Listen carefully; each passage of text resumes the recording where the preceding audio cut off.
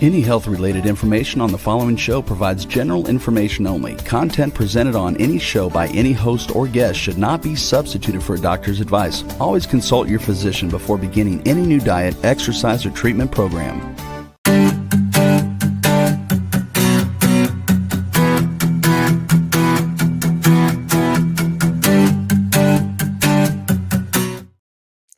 Hello, welcome to Love Your Body, Love Your Life. My name is Jenna. I am the host of today's show. I'm also the author of the book titled Love Your Body, Love Your Life, 52 Tips That Will Radically Change Your Health. And you can find my book on Amazon and on barnesandnoble.com. And there's also a Kindle version on Amazon, so check that out if you can and you want to. Welcome back to part 2.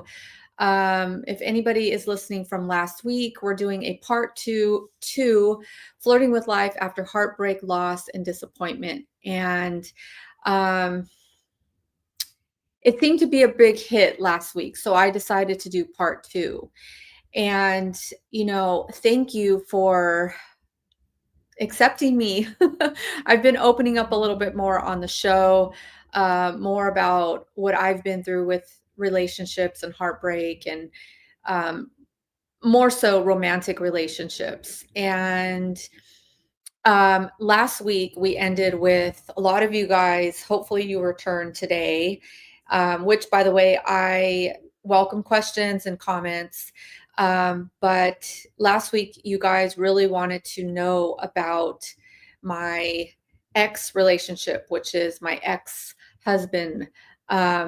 And I'm still gathering my thoughts around what I want to share exactly about that relationship and what I want to keep private, because the truth is that I really have a hard time hating anybody or talking down about anybody, or, any kind of like hate thrown anybody's way. I have a really hard time with that, you guys.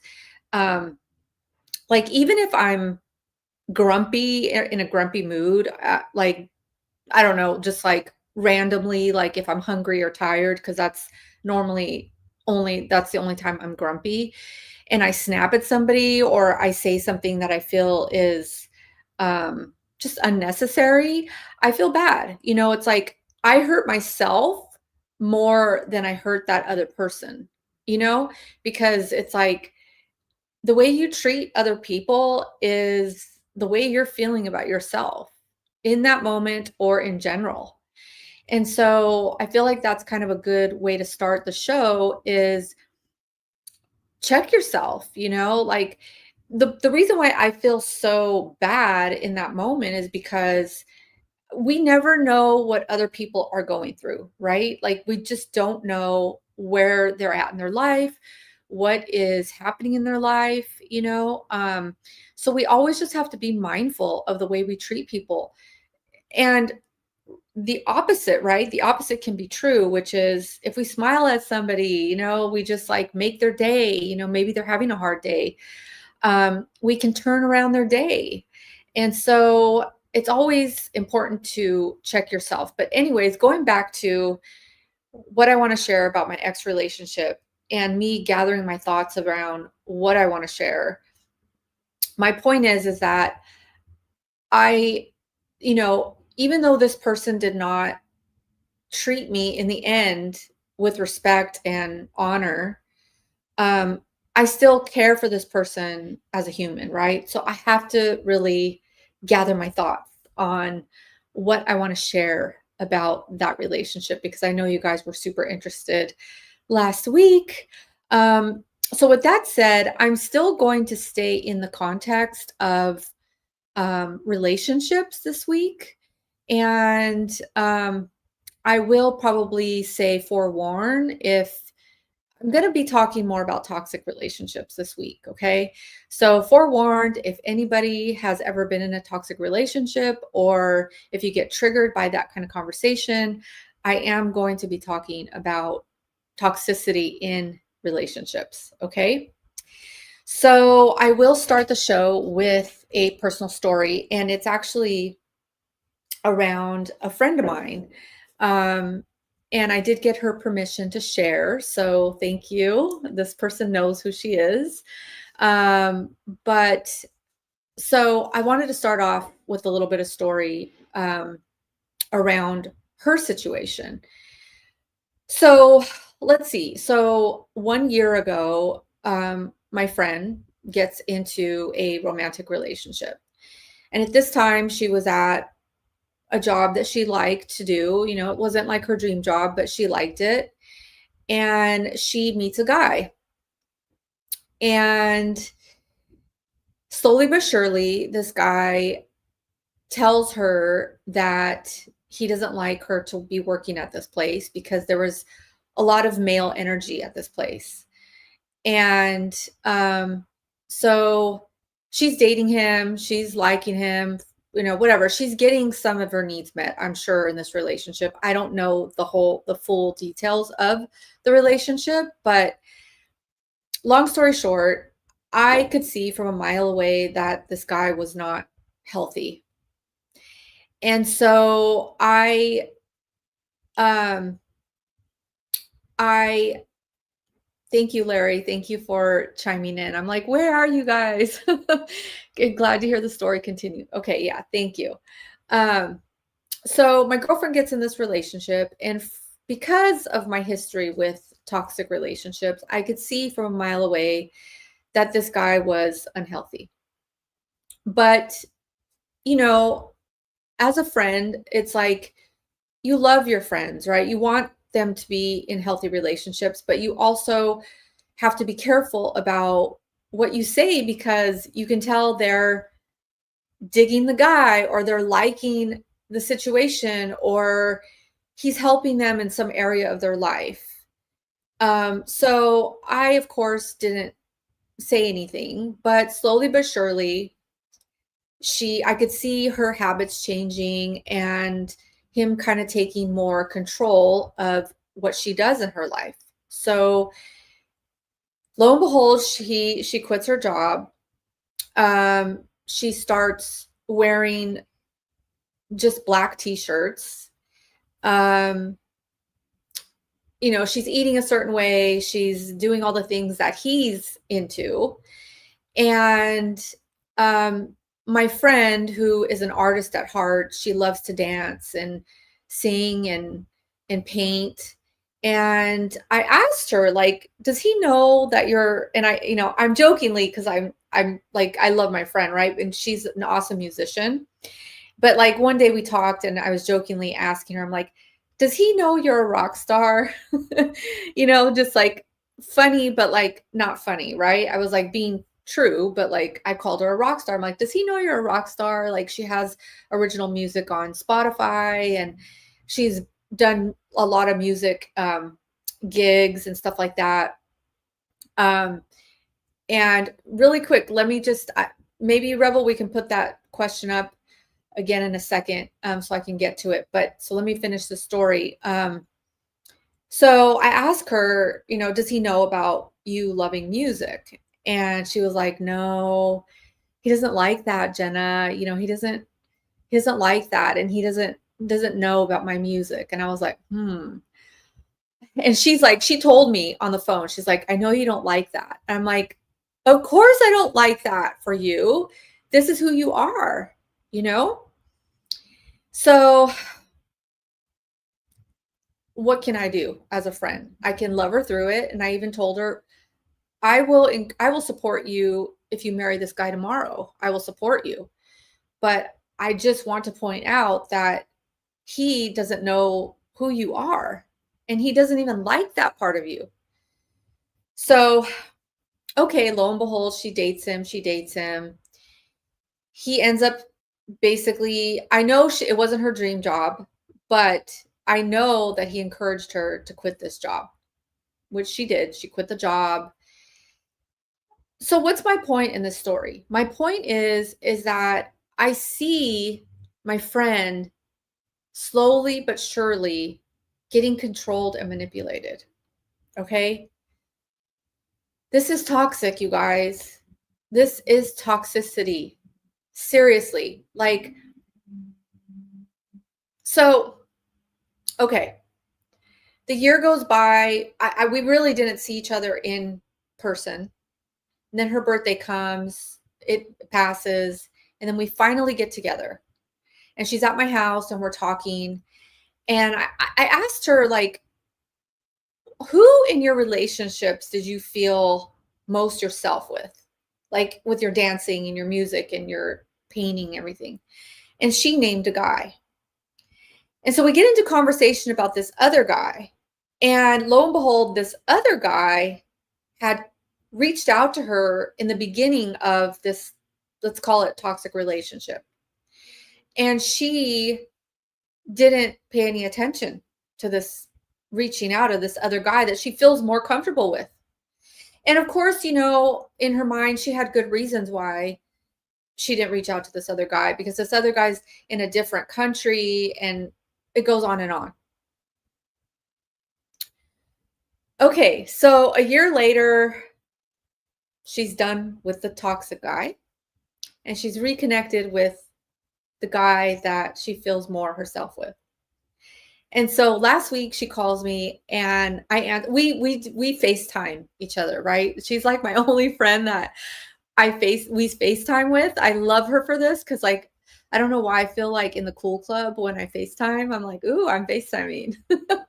So I love when she FaceTimes me, and she's my only friend that does. So she FaceTimes me last week, and like we answer the phone no matter what we look like early morning, late night, it doesn't matter. Like makeup, no makeup, hair in a ponytail, doesn't matter. So she calls me, FaceTimes me, and I answer. She's like, oh my God, I can't believe I was in that relationship for a year or something like that. Not verbatim, right? And I was like, oh my God. Like, and so we're laughing about it now. We're like giggling about the whole thing. And yeah, so she's happy now, right? And of course the toxic guy is now sending her, like, trying to get in again, right? Slowly but surely he's DMing her, he's sending her little videos, he's sending her little things, and I'm like, oh my God, classic, right? Classic toxic relationship. And I feel like that is going to be pretty much the theme of what we talk about for the remainder of the show. So with that said, before I get into this next segment, I will take some of your questions and comments. Okay. Okay, Anne. Annie Ann, I have seen this. What can you say to a person when you see this going on? Yeah. Okay. So Annie Ann, thank you for the question. I feel like, just like I did with my friend, you can't do much. You really, honestly, you can't do much. You have to love them through the relationship. And I'll tell you why. Okay, you can't come off like aggressive or like too mean about that other person or put them down or like any kind of judgment is what I'm trying to say. Okay? Like, try not to come from a place of judgment ever, and just a place of love and maybe lightheartedness with your friend or whoever you see going through a bad relationship. Because okay, my friend and I, we have a really good rapport, which I love, thank God. And so she knows me enough to know that I'm going to love her no matter what. And I even said that, like I said earlier, I told her, if you marry this guy tomorrow, I'm going to support you. But this is what I see. And it's that kind of energy that you need to come to with your friend or whoever you see. Because if you come from a place of judgment or like you're going to dismiss them in any way or it's unloving, they're going to turn left, meaning they're going to run toward that person more. Because what happens is these kind of manipulating and controlling people, they get into your mind, you guys. They get into your skin, in your body. Like they know you and they know what to say. And that's the thing. And they keep you hooked however they can, whether it's through humor, whether it's through, they know your insecurities. They know what you need. They're just really good at reading you and getting to know you. I think I mentioned this last show. They get to know you so well that they use your insecurities against you. And it's really it's bad. It's really bad. So you have to be careful. You have to tread lightly, and you just have to really come from a place of love. Always. You have to tell them, I support you no matter what. I'm here no matter what. I love you no matter what, because then that keeps the dialogue open, and hopefully you have a good rapport with this person and they know that you are always coming from of a good place and that you mean well and that you care. So anyways, I'll move on. Okay, Danny, why would you contain your likes to be with somebody else? Why would you contain your likes to be with somebody else? I'm not really understanding the question. I don't know, Rebel, if you can help me. Why would you contain your likes to be with someone? It came in when you said your friend was she liked to play guitar and she liked to dance and stuff, and she didn't do it. Got it. Okay. Okay, so why would you contain your likes to be with someone else? Because if you really want to please somebody for whatever reason, and you know that that person doesn't like that, you're like, just like I was saying, you're going to feel judged, and you're going to feel like, oh, they're not going to like me, or they're not going to love the real me. So I'll keep it contained. Not good. Not good. Not good. Not good. You need to be with somebody that loves every part of you, every single part of you. Like, and listen, I've done this. Like, everybody does this. Like, I have, like, so you guys, if you listened to last week, okay, I'm going to just use myself as an example. I feel like, and I told this one friend that I'm talking about, I told her this recently too. Like, I feel like when I get into romantic relationships, I'm 19 again in a lot of ways, because maybe it's because of that big heartbreak when I was 19. Or maybe it was because I moved out of the house. So there was a lot of trauma at 18, 19 for me. But whenever I get it back into romantic relationships, I feel like part of me is 19 again, where I'm like, I feel like a little girl, and I'm like giddy, and I'm just like, I have all these butterflies, and it doesn't matter even if I like the guy or not. It's just really, it's so weird. It's like, I revert back to a 19-year-old. My point is that I've been in relationships. I can remember one in particular where I dated an older guy. Okay. And this was the first relationship after my divorce. Okay. And so I was newly, back in the dating world. It had been COVID. So I was like locked up for a year, whatever. And it was just like, I met him, and this was a guy that right after my divorce, and he was older. And I remember because I love music. You guys know this, right? I remember one time he took me to dinner, and he was very proper and like older and like, and we came back to my apartment. I had this little studio apartment I was living in.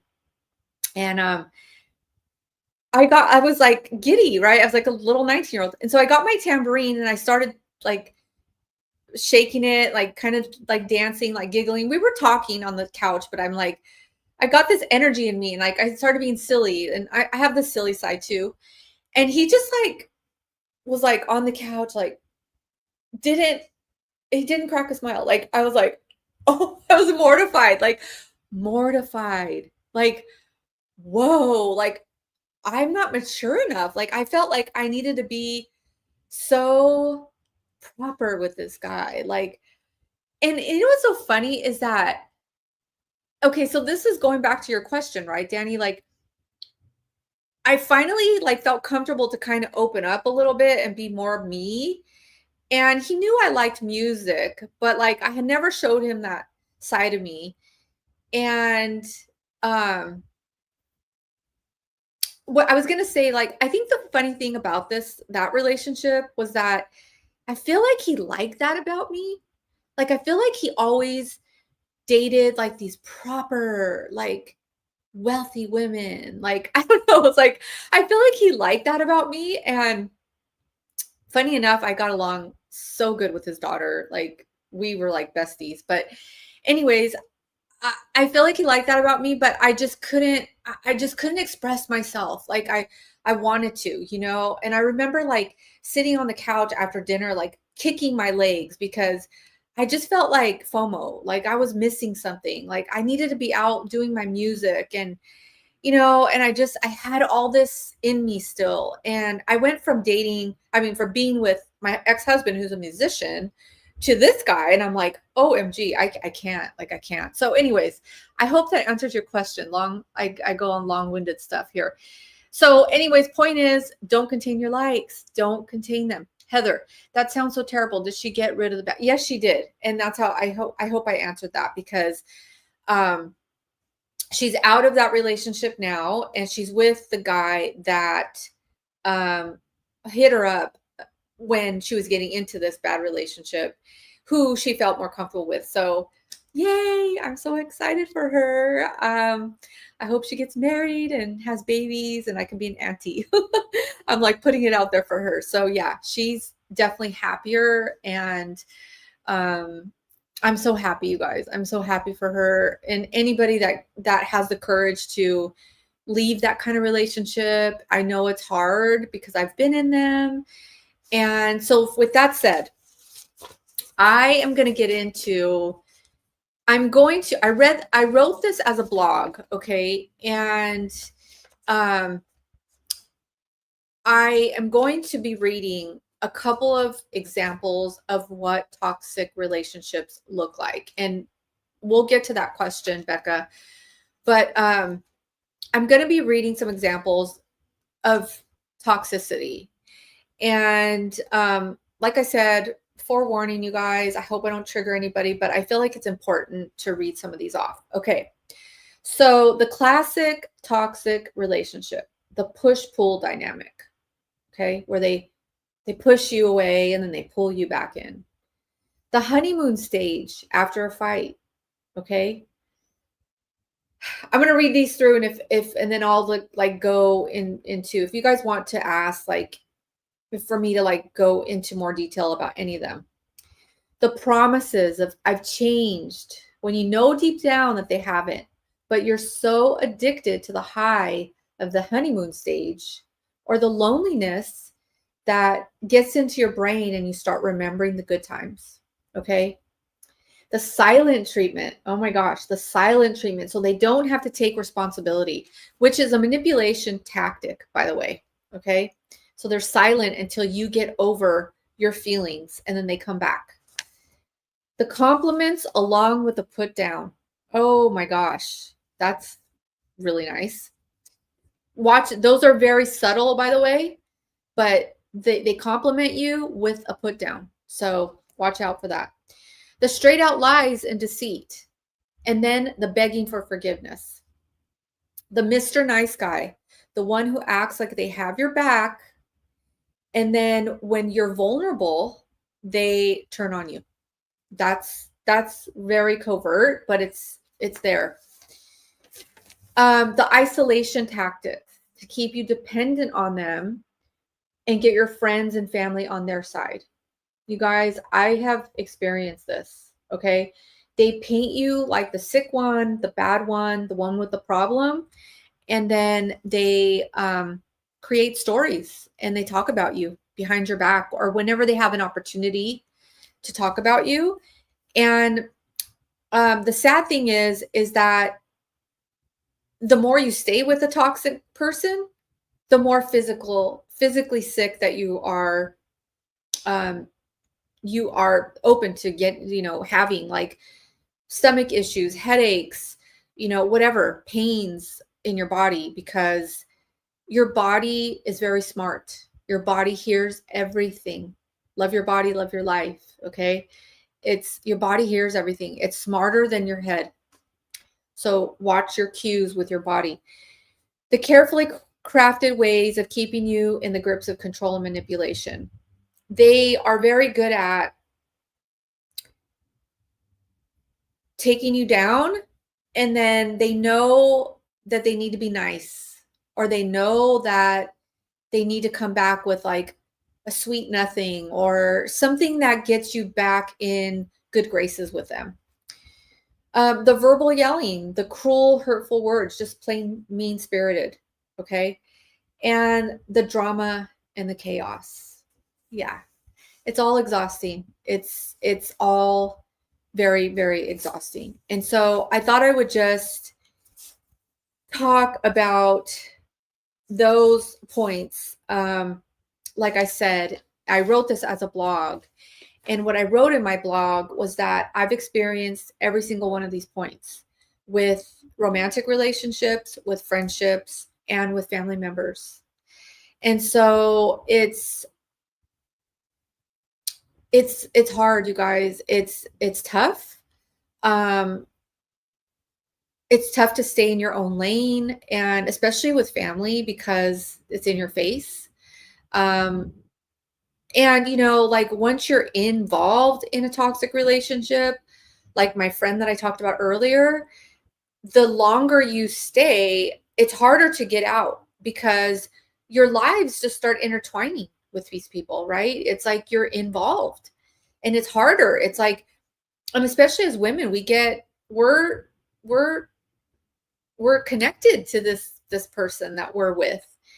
And so it's like your brain chemistry just gets connected with this person. And so I wrote in my blog, you guys, that, I talk a lot about health and beauty, and I talk about like what I do for my health and my beauty. But I feel like relationships are more important for health and beauty than anything else. I think we need both. But a happy heart is everything, you guys. And a peaceful mind is everything. It's everything. It's like it can really make or break your life. And it's like your days, think about having a hard day, and then on top of that, having a hard person in your life. It's like you can't. It's like life throws you things that are hard enough. And so be mindful, be mindful. So let's take that question, Rebel, if we can. Becca, do you think your friend is going to fall for the toxic trying to come back? Oh, no. No, I talked to her last night, actually. And it was her dad's birthday, and she called me. We didn't FaceTime last night. We just talked. But yeah, she called me and she was like, "Oh my God, he's messaging me, And I was like, classic toxic relationship. And she's like, "Oh my God, you called it." And because it's like she didn't really want to believe it, right? You don't want to believe that you're with somebody that's harmful. You just don't. But I don't think she'll fall for it because she's with somebody new. Which is always helpful. It's hard not to fall back into somebody that makes you feel good because it's a high. It's a high. It's like a drug. And I talk from experience. The last guy that I dated, you guys, so I'll just be really transparent. So I talked to my friend last night, the one that we're talking about. And so I was kind of riled up yesterday from certain things that are happening in my life that I won't go into, but I was riled up anyways. And so she calls me and she was like, "Oh my God, you called it." I'm like, "Yeah, it's classic toxic relationship." And then we start getting into this guy that I dated a year ago who was toxic.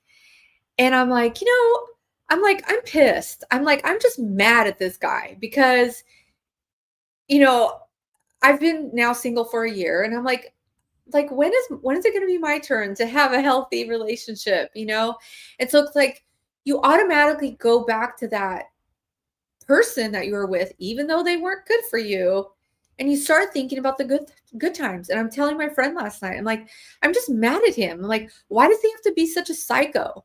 You know, like, because I miss that banter and that fun and that at least we laughed a lot and we giggled. And with this relationship, you guys, it was like we had this banter and this like honesty that I've never had in a relationship. Like he literally told me one time, he's like, Jenna, he's like, hurt my feelings already. He's like, I don't care. Just be honest. And I'm like, whoa, you know, like I had never had a relationship like that. You know, the ex-husband, the one I talk about, he was opposite, you guys. He would be like, just lie to me already. Just lie. I don't care. Just lie to me. And I was like, oh. And then I have this other guy come in, not the older guy that I dated, but this other younger guy. And he's telling me opposite. Just, I don't care. Hurt my feelings. Just be honest. And, you know, silver lining, I love that about him. Like, I loved our banter and like the fact that I can just say anything on my mind and he wouldn't like care. And he like actually digged it. Like he loved that banter, right? He loved that drama and that, come on, like bring it on. Like, and he kind of brought that fire out in me, like that, like, just say it, just say whatever is on my mind. And to be honest, like I was really kind of shut down as a kid. Like I didn't have my voice. I was raised by a parent that was very domineering and she didn't want me to have my voice, you know, and hence me moving out at 19. And so when this guy came along, he had this big energy and very, very fiery, and he had a good heart, but it was very fragmented and he just didn't know where to put his energy, you know? And so Sammy, wait, I lost track. Who was the good banter one? Sorry, you guys. I'm like all over the place with my relationships. Okay, so let me break it down. Ex-husband, then I dated the older guy. We'll just call him the older guy. And then had to that wasn't happening, right? That was a guy that I really couldn't be my full self with. And then the younger guy came along.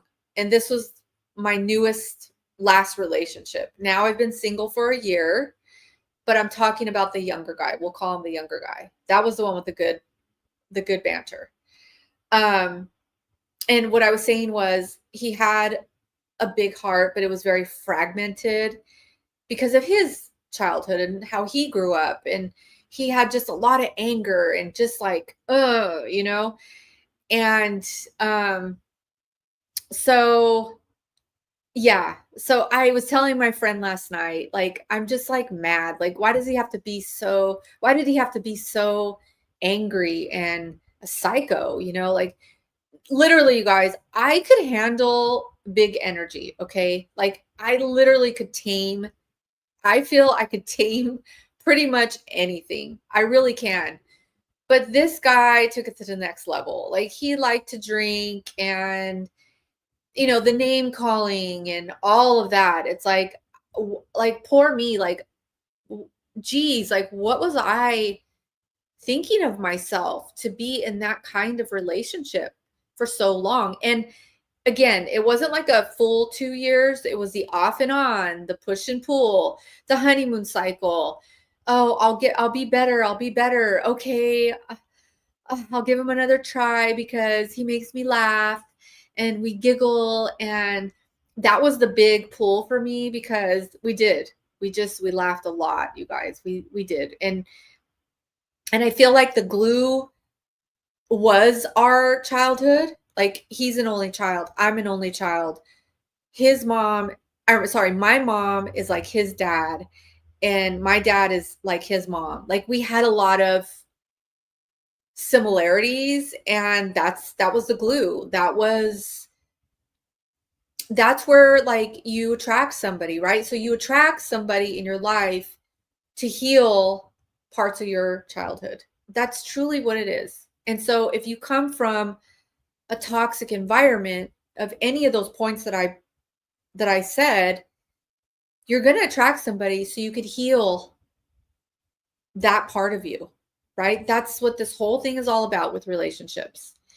So the work is to heal yourself prior to getting into a relationship, right? That's the work. So you don't attract somebody that you have to revert back to in like the toxic reverting back to, right? It's okay to be 19 again. Like it's okay to be my silly childlike self, right? In a relationship, but now I need somebody that's healthier and more grounded. And I still need that fun and that banter and that laughing, but somebody that's not going to call me names and like I'm not walking on eggshells with. Basically, that's what I'm trying to say. So anyway, so back to, I want to tell you guys that that's what I know about relationships. We attract somebody that we're still trying to heal from our childhood wounds, right? So that was our glue. And the last straw was, which I feel like you'll get signs from the universe, you guys, on knowing, in your gut. You do know in your gut, like always, that this person's not good for you, but you'll get big signs. And the last straw with this guy was that we had a break. We were on a break, and we reconnected, and we went out twice in 1 week because we were both going on vacation at the end of this week, right? So we reconnected after a while, and it was like obviously a lot of fun. And that reconnection after not seeing somebody that you are into but is toxic, it's a high. It's like a drug. So we reconnected, we had a great time. And I knew that he was going out of town at the end of the week, and he knew I was going out of town at the end of the week. So we weren't going to be able to see each other for like, I think 3 weeks or something. So we decided to go to dinner one night before we both left. And we go to dinner, and then we go to this bar, and we're going to watch a live musician play, which I actually knew the musician. So I was excited, right? I don't drink, okay, but he does. And so we go to this divey bar, and we're at the bar, and he's drinking and I'm not. We had come from dinner, and we're watching the music, and he puts he gets us like front and center to this musician to watch her play. And we're like, it's fine. Like, I'm not really a bar person, but he is, and I like the musician. So we went, and it was whatever. So he puts my chair like right front and center to watch this musician play. And for whatever reason, he had his phone out, and he brings out his phone, and I don't know what we were even talking about, but he was like, babe, let me show you these pictures, or something about his room, or I don't know. He had just moved. He wanted me to come see his new place. So he brings out his phone, and he's like scrolling through the phone, and I'm like, let me see it. So like I pulled his phone out, and I'm looking through the phone, and I see a girl, like a blonde girl. And I was like, who's that? And he's like, oh, I tried to date her. He was like, you guys, our honesty was like, it was just blunt. Okay. Like, he didn't care if he hurt my feelings. And like, I got more comfortable with hurting his feelings because that's how our banter was. So he was like, oh, I tried to date her. He knew we were on a break, right? We had just reconnected. And I was like, oh, ew, like, I didn't want to see that. Like, we were having a good time. Like, so I was like, I was kind of like pissed inside, but I'm like, whatever, what am I going to do? So he goes to the bar to get a beer, and I'm like, just get me a water or something. And he's like at the bar, like doing his thing, and I'm waiting for my water. And I'm like, I'm like, I'm out of here. Like, I'm just gonna get an Uber back. And so, long story short, I didn't end up getting an Uber back, but he saw that I got up and he's like, where are you going? I'm like, I'm out of here. Cause I was already mad about the girl thing. And I'm like, he's at the bar. Like, he's not even paying attention to me. I'm like, I'm out.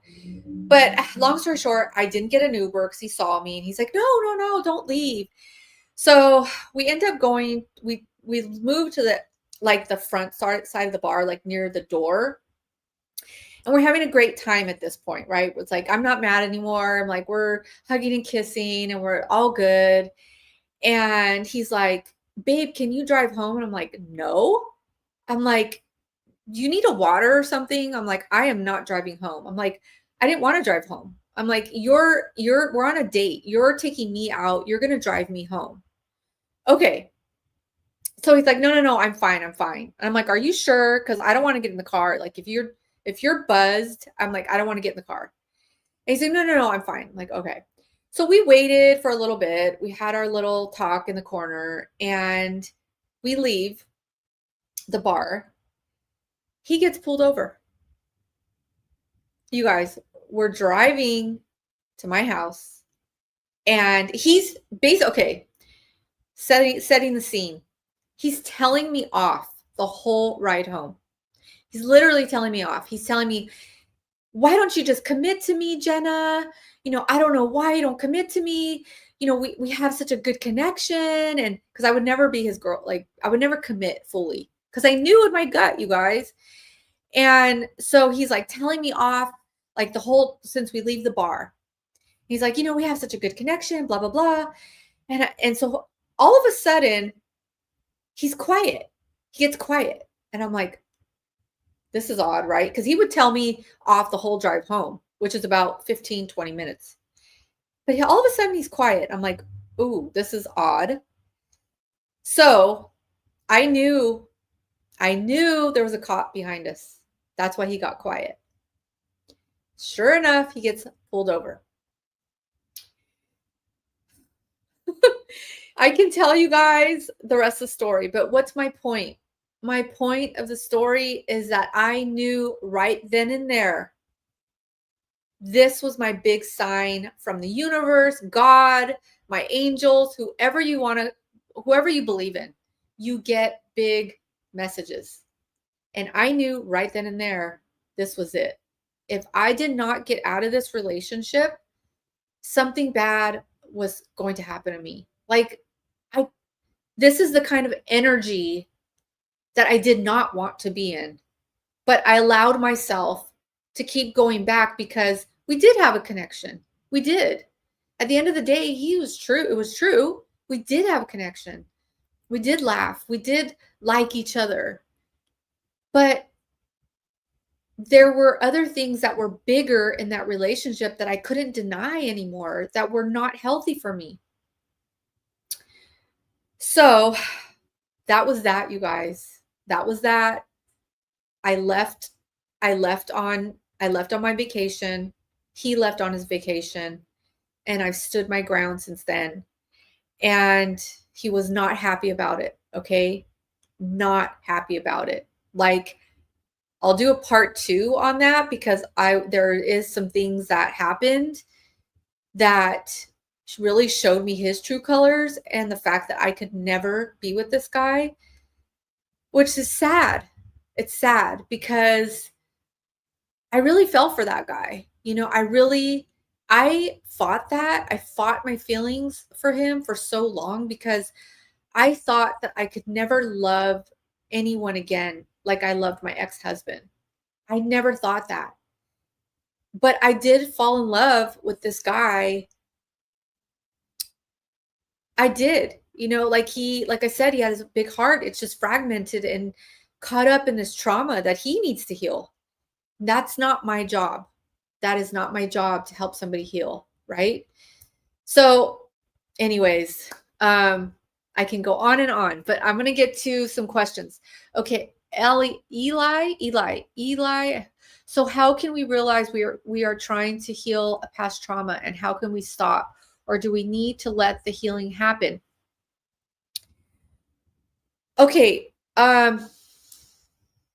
Yeah. In every relationship, you're going to heal. Okay. It's whether or not you're being treated good. That's really what you need to look at, Eli, or Ellie. I hope I'm pronouncing your name right. Ellie or Eli. Um, every relationship comes for healing, okay?